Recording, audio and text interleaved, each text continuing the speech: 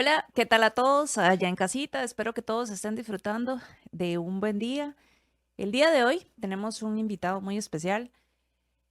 Hoy nos acompaña el entrenador que ha llevado al seminario, tanto en masculino como femenino, a campeonizarse. El día de hoy tenemos a Pablo Martínez. Pablo, un gusto. Hola Ale, muchas gracias por la invitación. Pablo, bueno, nervioso, yo sé que está nervioso porque no te gustan las cámaras, ¿verdad? O sea, No y mucho. no mucho. Pero bueno, lo bueno de este podcast es que puedes decir, hablar y lo que sea. Entonces, no te pongas nervioso. Gracias. Que ustedes tranquilos que les tengo de todo este montón de preguntas. No, no, mentira. Pablito, bueno, algo que me llama mucho la atención es cómo tenés la visión de un partido. Y lo digo porque me ha tocado a veces transmitir partidos del seminario y he visto el, la forma, no solo eh, la forma corporal, sino cómo visualizas el partido. Entonces, comencemos un poquito. eh, ¿Cómo viene este año el semi? ¿Qué opinas? Yo sí tengo siempre esa duda de llamar a extranjeros, de que sean invitados a un equipo nacional. ¿Por qué vos crees que sea tanto, sea por el darle más auge a lo que es el baloncesto nacional o simplemente porque lo necesitamos? Ujú. Bueno, con respecto a tu primera pregunta de cómo visualizo los juegos, eh, yo los partidos los visualizo en números, ¿ok? Es lo primero.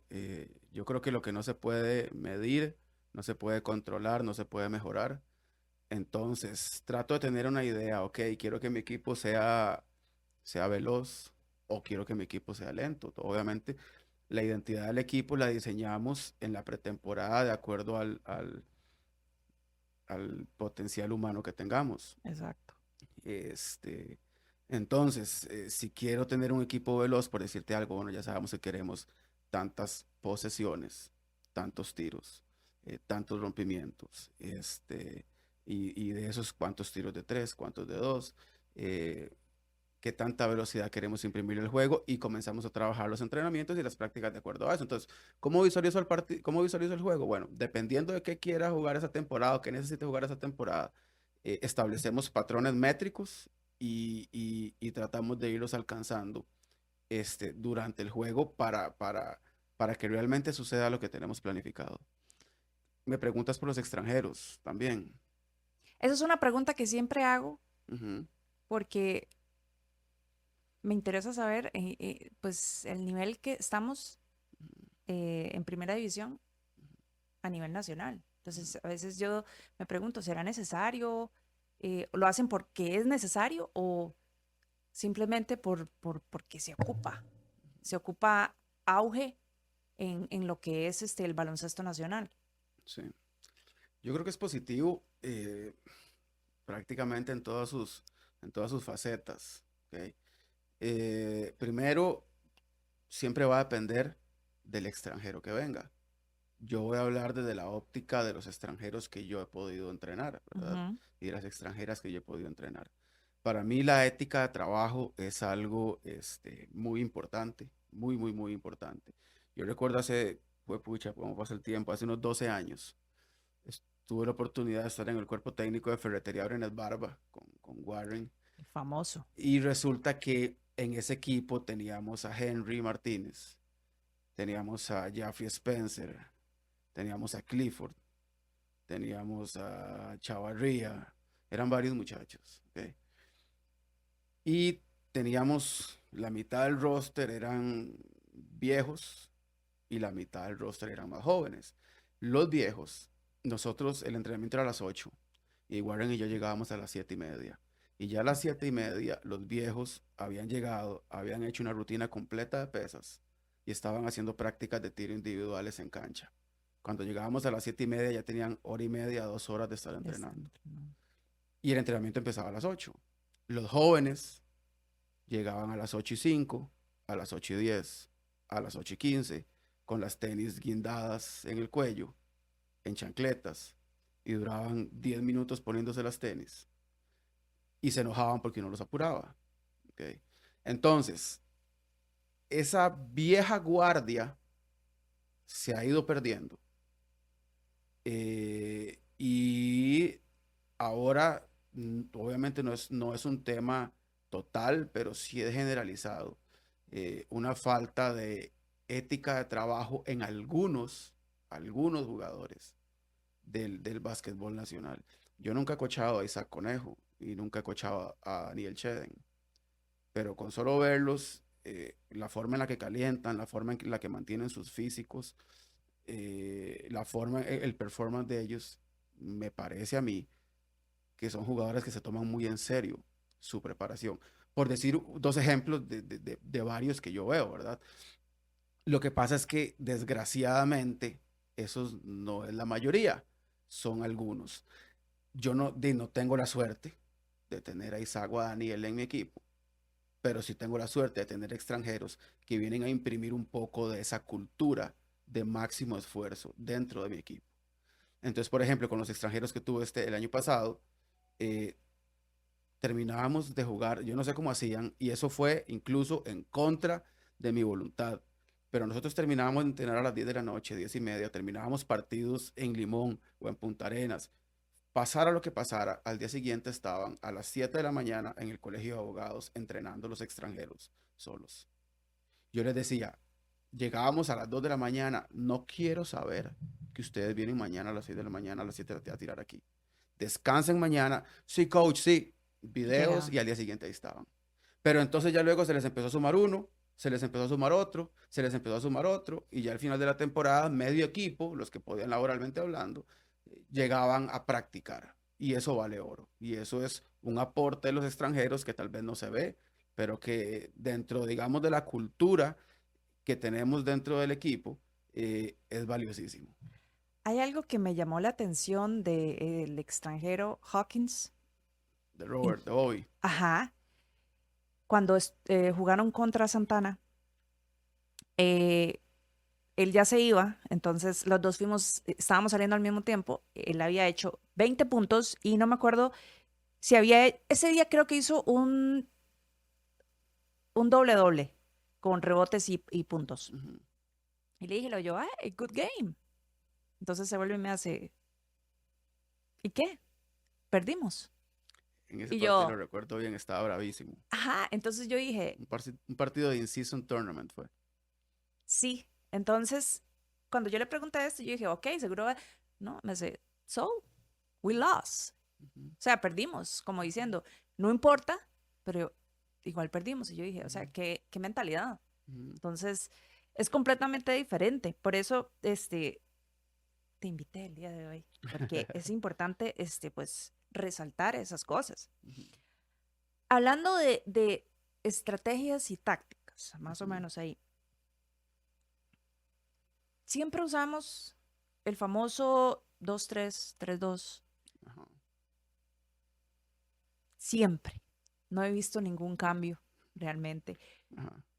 ¿Vos tienes la misma ofensiva para ese tipo de defensas?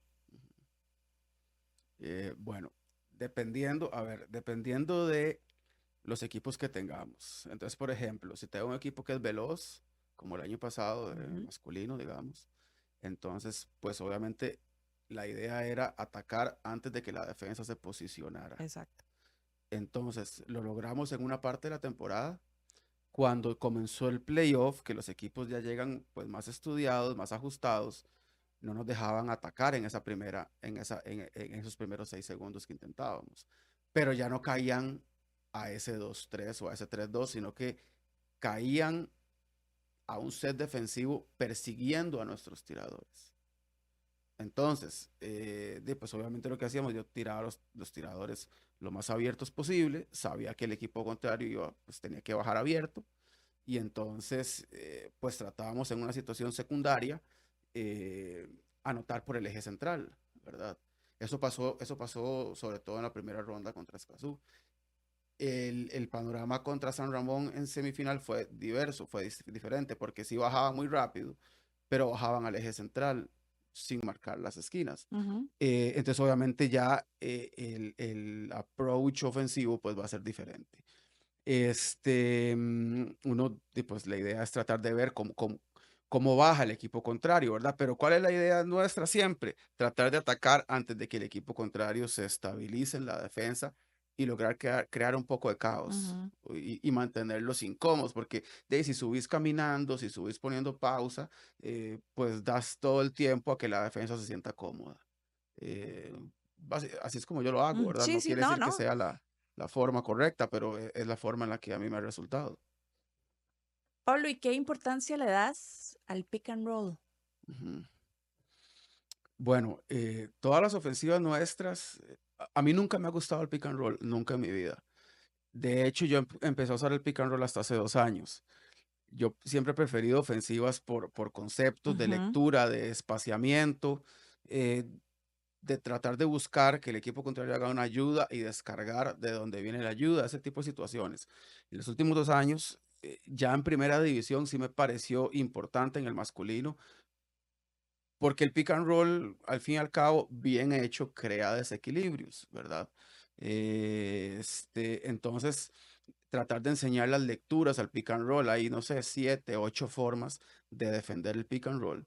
Y lo que tratamos nosotros es de leer la forma de defensa del pick and roll y atacar el punto débil de ese tipo defensivo, pero es algo que hay que trabajar todos los días. Entonces, claro, de ahí, si a mí me ponen a hacer un pick and roll con Manrique y con Bobby, de ahí cualquiera es buen entrenador y cualquiera lo hace bien, ¿verdad? Por eso no todos saben hacer o pueden hacer un pick and roll. No, no, no todos exactamente, pero digamos, uno puede manejar ahí alguna ofensiva continua en donde al final del reloj, los 24 segundos, podamos terminar con un pick and roll con nuestros dos jugadores favoritos.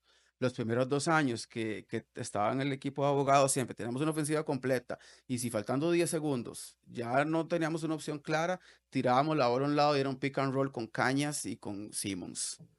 Yo le decía a Simmons, antes del partido, ¿con quién quiere el pick and roll? Él me decía, fulano, sotano, casi siempre me escogía Cañas. Entonces yo decía, listo, todas las ofensivas terminan con un pick and roll con ellos dos y tratar o el inicio de la ofensiva con ellos dos, crear un desequilibrio y a partir de ahí leer las ayudas defensivas y tratar de descargar de donde viniera la ayuda. Es básicamente el uso que le doy. Hoy día, a nivel internacional, el pick and roll es la herramienta ofensiva más utilizada. Incluso en equipos que juegan run and gun como Golden State, de ahí ellos han encontrado la manera de hacer pick and roll extendidos incluso a 1,5 metros de la línea de tres Sí.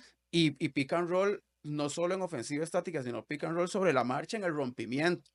Entonces, no puede uno, obviamente, simplemente no usarlo. Es una herramienta valiosísima en la ofensiva de hoy. Y es que a veces se confunde los famosos pick and roll con los backdoor, Ujú, con el corte que ujú. para los.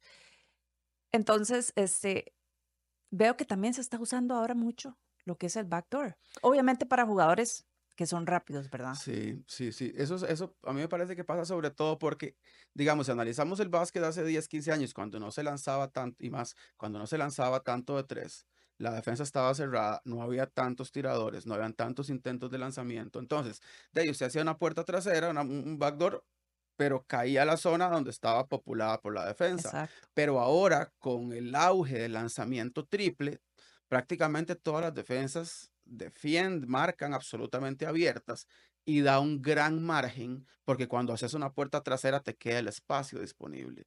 Entonces, o tenés el caballito o si alguien del lado contrario te cierra, tenés la descarga para otro triple. Como la ofensiva está tan extendida las líneas laterales, entonces la puerta trasera pues viene a ser un recurso protagónico también, ¿verdad? Sobre todo cuando jugamos a los lados contrarios de la bola. Y ahora que, bueno, que mencionas Golden State y lo que, pues ahora vemos mucho la NBA, Ujú, el atacar al nivel de la cintura, ujú. el famoso ataque, ahora que se está atacando más abajo. ¿Lo implementás vos? ¿Lo ves? Yo creo que eso sucede por lo siguiente. Bueno, en primer lugar, debo aclarar que tengo muchos años de no ver NBA. Desde que, O sea, no es ahorita. desde el año que se retiró Kobe, yo no volví a ver NBA. Te puedo decir, que, no sé, Kobe se retiró por ahí el 16, 17, y te puedo decir que ese tiempo acá he visto, no sé, 3 o 4 partidos completos, tal vez. De Golden Este, State. y los Lakers. Entonces, bueno, la serie final de los Lakers en el 2020 sí la vi. Entonces, lo que sí debo decir es que, pues obviamente, el basquetbol antes se decía que era gente grande. Hoy el básquetbol es de handlers, ¿verdad? De manejadores de bola, de esos muchachos rápidos, Y de pícaros y tiradores. todo. Exacto. Entonces, pues obviamente ya los equipos incluso tienen, bueno, yo el año pasado cerré con 3 repartidores jugando al mismo tiempo en el perímetro, cosa que tal vez en algún momento hubiera sido impensable, ¿verdad? Entonces, obviamente eso hace que el jugador que es habilidoso, como vos decís, debajo de la cintura y llevando la bola, eh, pues sea un recurso más común, ¿verdad? Yo siento que, bueno, ese trabajo lo tiene que hacer mucho lo que es el point guard, Ujú. Sí, ¿verdad? sí, pero es que hoy los equipos juegan con hasta 3 point guard en cancha al mismo tiempo. El point guard es el distribuidor. Ujú. En, Que cada vez distribuye menos y tira más. eso Pero es sí. lo que te iba, lo que ahora, digamos, en la parte de lo que es entrenamiento y desarrollo, entrenar sin picar el balón o entrenar sin balón a veces. Ujú. ¿Qué tan beneficioso es eso? Bueno, cualquier jugador o cualquier jugadora que está conmigo una temporada te va a decir exactamente lo mismo que yo les digo el primer día. Ustedes deben entender que el básquetbol se juega un 99% del tiempo sin la bola, cuando estás atacando y cuando estás defendiendo. Sí, Entonces, digamos, cuando yo trabajo la parte estratégica en los equipos, yo en lo que me baso es en qué hacen los jugadores que no tienen la bola. Porque ahí, si al final tenés por más bueno que sea el point guard con bola y resolviendo, y 4 abiertos con las manos así, pues, eh, es un equipo que no tiene ninguna fluidez ofensiva. Entonces, cuando estás defendiendo, pues obviamente no tienes la bola, el 100% de la defensa sin bola, y cuando estás atacando, yo les digo a ellos, vean, si yo con un cronómetro, yo te voy a poner a jugar una posición, digamos, del 2 al 5 y te voy a poner a jugar 40 minutos, les digo, y yo voy con un cronómetro, cada vez que toques la bola, yo voy a poner a correr el tiempo y cada vez que la soltés lo voy a quitar. Yo les garantizo a ustedes que una persona del 2 al 5 que juega 40 minutos no tiene la bola ni siquiera 60 segundos en sus exacto. manos. Ni siquiera 60 segundos. Entonces les digo, entonces ustedes Y van, eso se ve mucho, eso se sí, ve mucho. sí, se van a convertir en buenos jugadores o en mejores jugadores cuando ustedes entiendan que el básquetbol se juega sin la bola.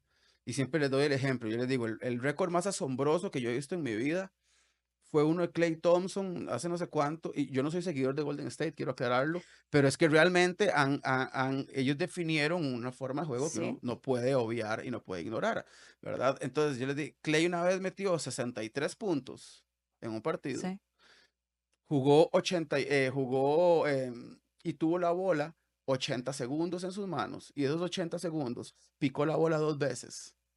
Él metió 63 puntos y picó la bola 2 veces. 2 veces. Es que está saliendo de las pantallas, recibiendo, tirando, puerta trasera. Entonces, ¿qué necesitas? O sea, necesitas 10 piques para meter 2 puntos. Pablo, y eso es algo que no lo ven.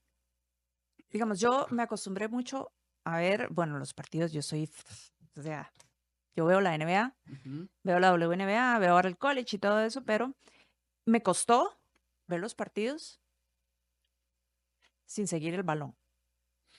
ujú. Y eso cuesta mucho. Pues hay Eso que cuesta entrenar el mucho ojo, sí. porque yo nunca entendía por qué ver un partido y no ver el balón. Si uno tiene que ver el balón para ver dónde va el balón e ir Ujú, a defender o ir a lo que sea, ujú. pero cuesta mucho. Entonces, ese tipo de cosas, de digamos, cuánto tiempo tuvo la bola, cuántos piques hizo, eso cuesta mucho visualizarlos. Sí, correcto, pero para eso estamos los entrenadores y tratar de servir como guía. Ahora bien, uno tiene que aprender Exacto. las fortalezas y las debilidades del jugador. Por ejemplo, hay cosas que ya uno como entrenador no puede manipular. Yo el año pasado cometí un error garrafal y terrible con Manrique Alvarado, que casi nos cuesta el campeonato. Manrique es un playmaker y yo lo dirijo desde que tiene 12 años. Y Manrique, pues bueno, esto lo puedo decir ahorita, el año pasado tal vez no tenía tanta claridad, no había hecho lo que en psicología se llama el insight no me había caído la peseta. Ujú. Manrique necesita la bola en sus manos para crear. Y Dios sabe que sabe crear. ¿Ok? Entonces resulta que estamos jugando los primeros 2 partidos, él subiendo la bola y haciéndolo de él, pero yo terminaba exhausto. Entonces me siento con él y le digo, Mae, ya no quiero que subas la bola, quiero descansarte, porque Luis Blanco mandaba a a Rodríguez a presionarlo toda la cancha. Entonces Manrique, a pesar de que es un atleta, pues, estaba cansado y no tenía mucho tiempo para descansarlo, yo tampoco.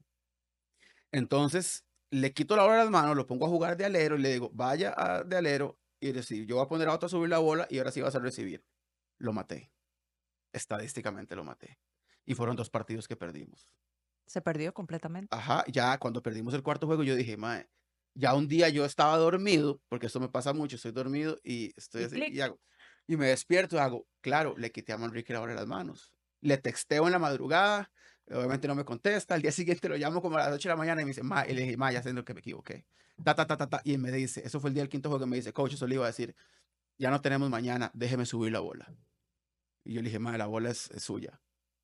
Ma, Y surgió y salió. me explico. Entonces, a mí me encantaría que Manrique pudiera jugar sin el pique, sin la bola.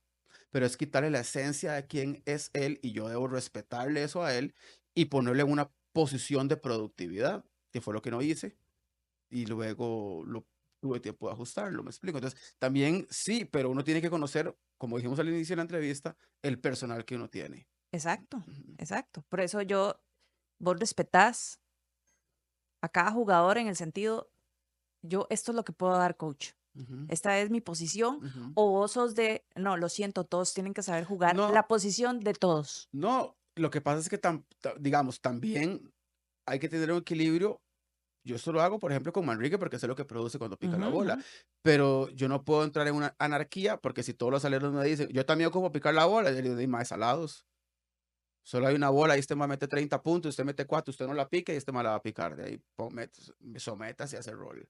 De ahí es lo que me toca hacer también, ¿verdad? Entonces, es parte de Sí, lo que es difícil porque, y es muy simple, o sea, Alejandra, en un partido, digamos, en deporte competitivo, de no todos somos iguales. Punto, punto. Y uno es el encargado de racionalizar eso, de entenderlo y, como te digo, ponerlos en una posición ganadora. Hay jugadores que creen firmemente en que haciendo X jugada van a triunfar y no es así. O sea, y cuesta mucho hacerles entender. Los que lo entienden suben al siguiente nivel. Los que no, se van y se van bravos conmigo y no puedo hacer nada. ¿y te pasa con las chicas? ¿Te pasa más? Me pasa menos porque las niñas son menos cabezonas. ¿En serio? Sí, ¡Wow! sí, o al menos las que yo he tenido la suerte de dirigir. ¿Ok? Entonces, por ejemplo, yo les digo, vea, les digo tal y tal y tal cosa y uno ve que ellas tratan de ajustarlo. El varón tiene un poco más de autoconfianza, por llamarlo de alguna forma, de una forma positiva. Sí, sí, entiendo. Y él dice, no, es que yo he jugado toda mi vida con esta penetración por derecha. Entonces, ¿por qué Pablo ahora me dice que juegue a la izquierda? No, si yo le voy a demostrar que por derecha yo voy a resolver. Y a veces lo hacen y a veces no, ¿verdad? Entonces las chicas son más accesibles en ese sentido. Es mi criterio, sí. Ese es mi criterio. Pablo, bueno, y hay algo muy curioso hablando siguiendo en lo que es el entrenamiento y desarrollo, y en lo que ahora creo que está pasando mucho. Hay una forma peculiar que yo he visto, antes de que comience un juego, vos siempre te quedas afuera. Ujú, eh, y sos muy callado en el sentido cuando empieza el partido, cuando tienes que dar instrucciones. No te he visto, o sea, como enojado, enojado, pero antes de que comience un partido, ujú, te tomas tu tiempo. ujú, Al igual que cuando termina un partido. ujú, Por ejemplo, cuando quedaste campeón con las chicas en el 23, Ujú, te quedaste sentado mientras ellas celebraban, ujú, como pensando, como diciendo, ok, ganamos. Entonces, veo que en la parte mental vos te entrenas mucho. ujú. Entonces, ¿qué importancia le das al entrenamiento mental en el baloncesto y cómo lo integras? No solo en las prácticas, sino también con los y las jugadoras, ¿verdad? Ujú. Bueno, con respecto al entrenamiento, ahí tocas varios temas. Con respecto al entrenamiento de la parte mental, Que es algo que cuesta.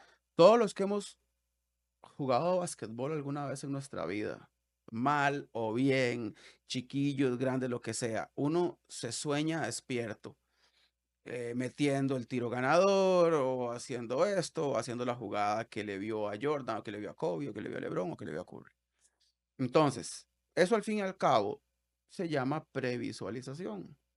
Yo siempre les digo a los jugadores y a las jugadoras, una herramienta, y eso cualquier bibliografía deportiva te lo va a decir. Sí. Una de las mejores herramientas que tienen los atletas de alto rendimiento es la previsualización, es realmente sentarse e imaginarse lo que va a suceder, imaginarse ganando la carrera. Si un ejemplo, atletismo, y que a otra persona se le pegó y que usted lo adelantó, ¿cómo va a reaccionar usted cuando pase esto, cuando pase lo otro? Entonces, esa previsualización es una gran herramienta de mejora, ¿ok? Yo creo que los entrenadores debemos hacer lo mismo. Obviamente no es que uno se va a sentar a previsualizarse pegando gritos, pero uno se va a sentar a previsualizarse, ok, vamos perdiendo por 2, tengo un último timeout, ¿qué jugada voy a hacer? ¿Para quién la voy a hacer? Y si vamos ganando por 2 o si vamos en la chiquita del partido, ¿cómo voy a resolver este y este y este escenario? Yo personalmente todo eso lo llevo apuntado en un cuaderno. Tengo un cuaderno donde tomo todos esos apuntes el día del juego. Este, anoto cuáles van a ser los objetivos ofensivos del juego. Todos, como te dije, basados en métricas. Cuáles van a ser los objetivos defensivos para yo llevarlos frescos, para retomarlos en la charla inicial, pero sobre todo llevo un set de jugadas. Ok, si me marcan zona, ¿qué voy a hacer? Si me marcan esto otro, ¿qué voy a hacer? Si me marcan esto otro. Entonces, por ejemplo, también tengo, en ese cuaderno tengo algunos forros.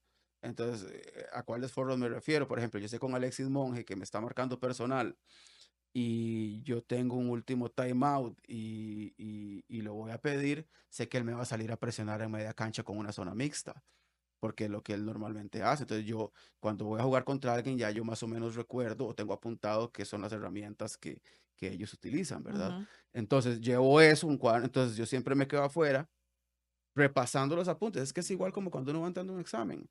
Si yo llego y me siento a la banca media hora antes, llega Juana y Ana y Perenceja y Juan y todo mundo a alguna cosa. Y no puedo concentrarme. Entonces, lo hago de esa forma. Y al final del juego, siempre trato que la adrenalina me baje, y tratar de acomodar un poco las ideas y en el momento que tengo el partido fresco, concluir qué fue lo que pasó en el partido. wow. ¿Por qué ganamos? ¿Por qué perdimos? ¿Ok? Y tratar de hacer como un resumen en tiempo real de lo que sucedió, tomar una nota mental para luego llegar a mi casa y hacer una nota escrita para que me sirva para el próximo entrenamiento, para el próximo partido o para el próximo campeonato.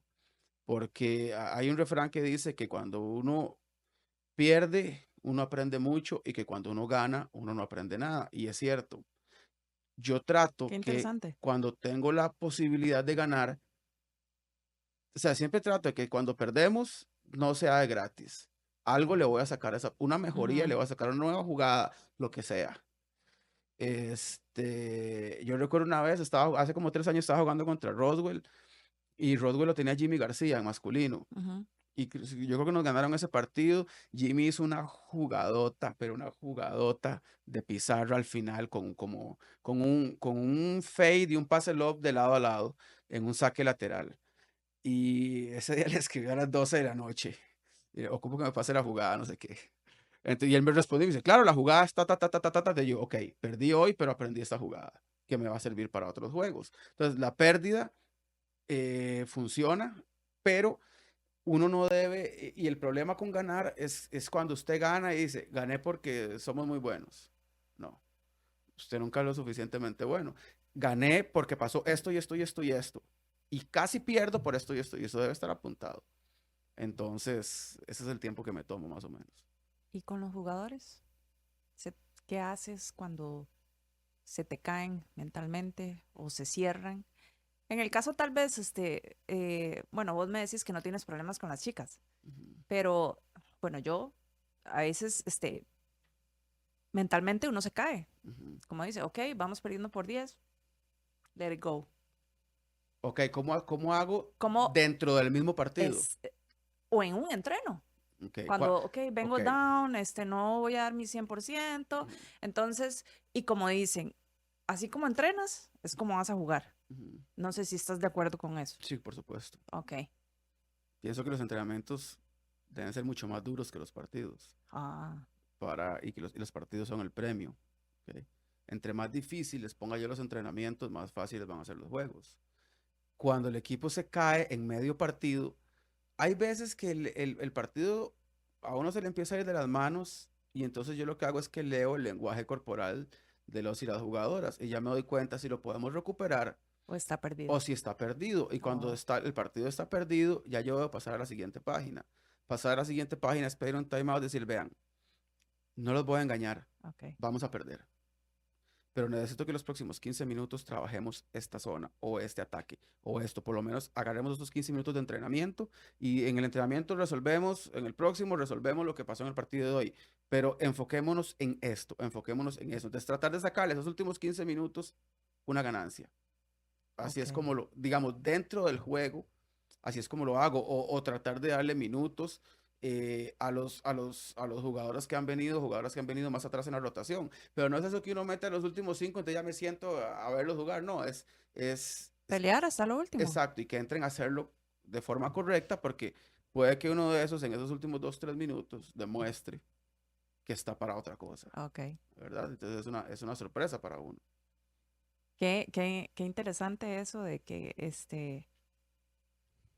se debe trabajar más en el entreno Así y es. que los partidos son los premios. Sí, es que así es, correcto. Estoy muy de acuerdo en Yo esa. siempre les digo, siempre le inicio la pretemporada y les digo a los chicos y a las chicas, hay un refrán que dice que los tiempos, y lo voy a hablar, digamos, en masculino, porque el refrán lo escuché así, bueno, puede parafrasearse, los tiempos duros generan hombres fuertes y los tiempos fáciles generan hombres débiles. Entonces yo siempre les digo, la preparación va a ser dura. Ok. Va a ser y todos los días va a ser duro. Y con eso yo me voy a asegurar que este va a ser un equipo fuerte. No que va a ser un equipo campeón, pero va a ser un equipo fuerte. Y ahora, bueno, sé que se viene una temporada igual, sigues con masculino y femenino. ¿Por qué con ambos? No estás así como, eh, no, me quedo con el masculino mejor, aplicas lo mismo para ambos. No, O sea, mi pregunta es la siguiente. ¿Aplicas la misma filosofía con ambas categorías? sí. Bueno, primero, ¿por qué con ambos? No lo sé. No lo sé. No tengo una respuesta para eso. Eh, Ni es porque me gusta el baloncesto. No, ¿verdad? no,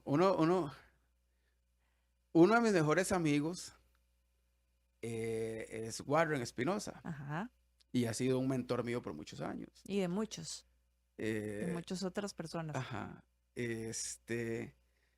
Y resulta que cuando a mí me contrata San José, me contrata San José en femenino, y yo estuve 5 años en femenino, y al quinto año, mis jefes me dicen que si quiero agarrar el masculino. Mi jefe directo o mi supervisor directo era Warren, y luego Ujú. estaban los.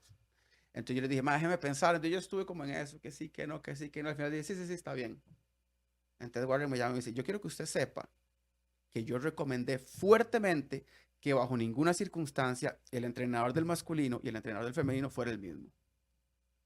eso está mal, usted está haciéndolo mal, yo no estoy de acuerdo, porque si usted llega a las dos finales y pierde una final, eso lo va a matar emocionalmente para la otra rama, eso no sirve más, eso, porque él, Sí. entonces yo le dije, "Ah, ok". Entonces, ese año nosotros ganamos las dos finales, pero yo quedé con un sinsabor porque yo no le había demostrado a él que estaba equivocado. Al año siguiente, nosotros llevábamos, creo que 5 o 6 años seguidos ganando con las mujeres. Al año siguiente, en nuestra casa, en Atillo, perdemos la final contra Heredia, la femenina. La final femenina era la 1, la masculina era las 3. Entonces, la final de la 1 la perdimos. Teníamos, no sé, 7 años de estar invictos. Y fue de una huevazón. Empezamos a jugar con el masculino contra Limón y en el segundo cuarto íbamos perdiendo por 16. Remontamos el partido y ganamos el partido y quedamos campeones en masculino. Entonces yo le dije que usted estaba equivocado. Perdimos el primer partido, nos iban tarreando en el segundo y terminamos y ganamos. Y desde ahí, entonces cada vez que tengo la oportunidad, si se presenta, trato de dirigir las dos categorías, a ver Ok. si se puede o no. No sabía si en primera, qué tan pesado iba a ser en primera. Obviamente el que los torneos no se traslapen es algo beneficioso, ¿verdad? Es algo que facilita. Entonces, creo que tal vez por eso, y con lo que me preguntas de la filosofía, una pregunta de la filosofía y una pregunta de una cosa es la táctica y la estrategia. La filosofía es la misma a cualquier equipo que yo empiece a trabajar. Ujú. Es una filosofía de tratar de tener una cultura grupal ganadora. Ok. ¿Qué es una cultura ganadora? Llegar temprano, hacer caso, hacer trabajo extra, ir al gimnasio, no faltar entre, o sea, ese tipo de cosas es la cultura ganadora. Entonces, la cultura ganadora no se negocia. La táctica y la estrategia varía porque son dos cosas diferentes, pero sí la filosofía tiene que ser la misma. Eh, ¿Volverías a, bueno, a llamar a los mismos extranjeros? ¿Repetirías extranjeros? No. O sea, ¿te gusta o lo ves bien o simplemente no? Eso le toca a la federación. Perdón, a la Liga Superior de Baloncesto. Bueno, los extranjeros que tuvimos, nosotros los trajimos por aparte, no por Ok. medio de la federación. Eh, Hay un concepto no sé si lo has escuchado, en la empresariedad que se llama la vaca de color púrpura. Sí, lo he escuchado. Ok, bueno, tal vez para los que nos están viendo, pues habla que a veces uno, eh, bueno, hace un producto o da un servicio que es absolutamente diferente al de los demás y entonces uno tiene esa ventaja sobre los demás, pero esa ventaja tiene una fecha de caducidad, dura 6 meses a un año. Ok. Entonces, bueno, estamos hablando con los muchachos, porque conocemos la calidad de ellos, pero también entendemos que hay que hacer varios cambios en el roster, porque yo soy fiel creyente que si presentamos este año el mismo equipo el año pasado, va a ser el doble de difícil que ganemos. Debemos tratar de ser otra vez la vaca de color púrpura en esta nueva temporada y eso exigiría cambios. Qué bueno. Pablito, vea, me quedé como con unas 20.000 preguntas. Porque realmente uno, o sea, eso es lo que me gusta a mí, debemos hablar este, de técnicas, de tácticas, de cosas que tal vez muchos no se ponen a ver en un juego. Porque es así. Ya para cerrar, ¿hay algún recelo en que los entrenadores pidan opiniones acerca de jugadas? ¿Ustedes no tienen ningún recelo en ese sentido? Bueno, cada quien habla por su realidad. Yo tengo a un grupo cercano que les paso preguntando y llamando y Por eso, a escribiendo. vos no te molesta ni te molesta que te pregunten. No, lo más mínimo. Ah, Y eso. nunca he tenido, nunca en mi vida me he encontrado una barrera y creo que en ese ámbito, en ese aspecto en específico, nunca le he dado una barrera a nadie. Entonces, más bien creo que es una práctica correcta dentro del gremio. Y ahora sí, hablando en serio, ya. firmo para la primera división yo. Vea, le saqué la risa, chicos. No, Pablito, yo sé, yo me quedo a Maxi, no se preocupe. Pablo, muchas gracias. Muchas gracias Vieras por la que, o sea, invitación. a mí me gusta ver partidos así y de analizar y todo. Yo sé, está bien, usted no ve la NBA, pero yo sí la veo, entonces es ahí donde he aprendido y me ha Ujú, costado un montón ver ciertas cosas, porque tal vez ujú, uno dice, ¿seré yo la única que yo veo esto? ujú, ¿Me entiendes? Entonces, pues la invitación fue más que todo por ese sentido, ¿verdad? Ahora, un último mensaje. Eh, Vos, ahora que mencionaste al principio de que los veteranos llegamos, calentamos antes y de hecho que yo ayer lo vi en una práctica, yo me puse a calentar, yo era la que estaba calentando y dos chiquitos que tenían la misma práctica mía ujú. estaban pegados al celular. Entonces yo dije, esta es la generación. Correcto. Entonces, un mensaje para esta generación Ujú. que viene. Bueno, tal vez el mensaje que puedo dar, eh, ganar tiene un precio, tiene un costo y es un costo alto. Y no me refiero a ganar un campeonato, a ganar una copa, unos juegos nacionales, un torneo, o sea, no, me refiero a ganar en la vida, en la parte académica, en la parte personal, en la parte de valores, en la parte laboral. Eso es ganar, realmente ganar en la vida.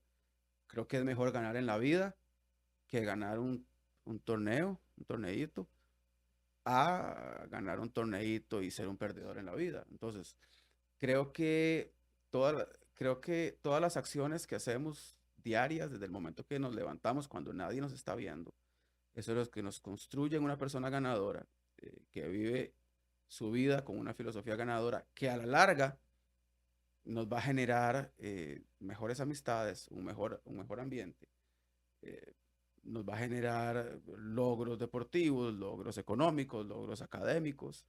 Entonces, creo que mi consejo es, sean la mejor versión de sí mismos, incluso cuando nadie los está viendo.